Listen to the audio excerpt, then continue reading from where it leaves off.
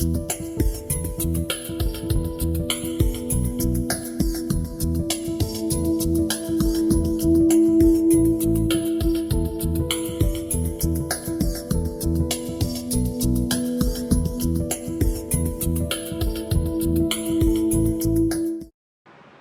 in many cases, people are asking for something ordinary, typical. And we just need to figure out how to do it. And then there's that question, who can make a choice? Is this only for those articulate self-advocates? Well, we know that everybody has preferences. Everybody has desires, and we can learn them. And when you start aggregating them, when you start putting them together, you start seeing what choice a person might make. But it requires skill and time. You've got to know how to do it, and it is, it's one of the skills that we teach routinely, but it's a skill. And actually, it's a skill around organizing what people already know. How many of you have done direct support with people who don't communicate with words? How many of you have done direct support? Most of you. So, when you're working with somebody that you deeply cared about, and you work with them for more than 6 months, did you know what they like and dislike? Did you know the stuff that would make them crazy and the stuff that would make them smile? And if we organized all of that learning into something coherent, you would be able to say, here are the choices that we should offer.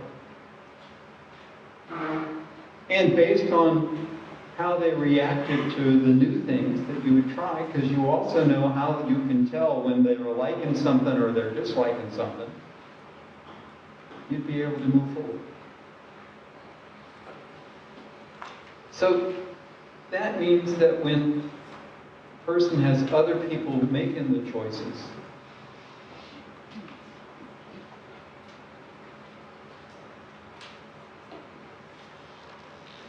we have to use something called substituted judgment.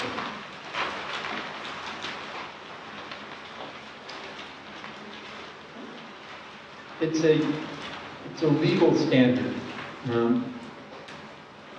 Guardians in the past have used what's called a best interest standard. I know what's best for you, so this is what you're going to get.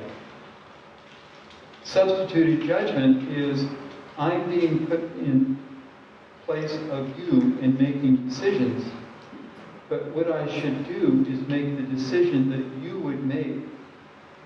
Were you able to say it for yourself? This has pretty significant implications for those of you who are, do we have any people in the room who are guardians? Any of you guardians? Yep, a couple. And all of you know people who are guardians.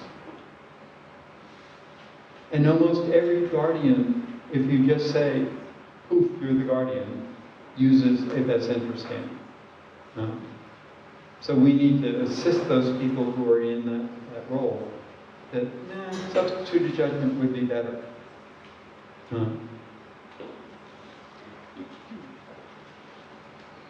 Any questions about this choice?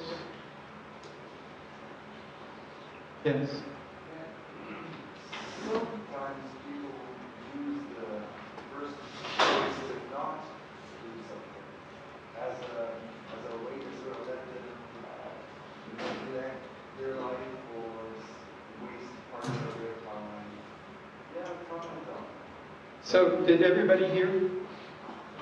So, he said, what about when people say, well, it's his choice, and that's why I sat on the couch with him watching TV. It's his choice, that's why he's wearing clothes for 2 weeks in a row, because that's his favorite shirt. This happens, and I didn't have to do laundry. So, can choice be an excuse? Damn right.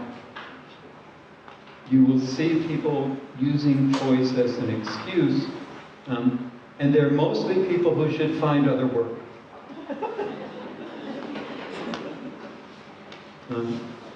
And that's part of what makes choice a bit tricky.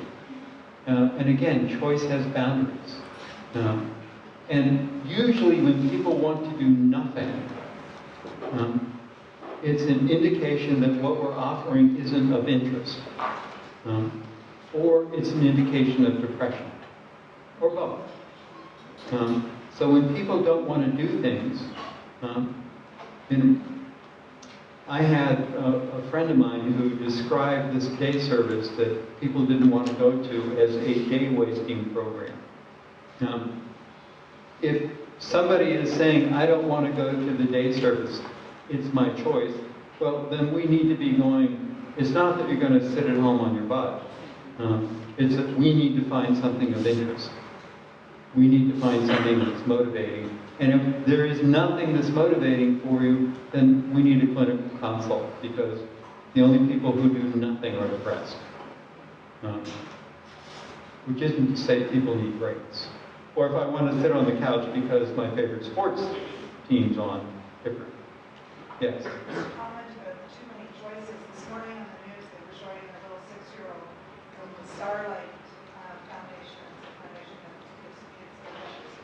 He was diagnosed with leukemia last year, and so this year they were giving him 3 minutes in a toy store to grab whatever he wanted. And the poor kid, you could hardly take off to go collect stuff, because it was just like, where do I go? Yes. So all the adults were grabbing stuff off the shelf for him, but he was just... Yep. Did you hear what she was saying? So she was talking about something on TV this morning from the Starlight Foundation, where this little boy or girl, little 6-year-old boy, plunked in the middle of the toy store and told, get anything you want. And it's like, oh my God.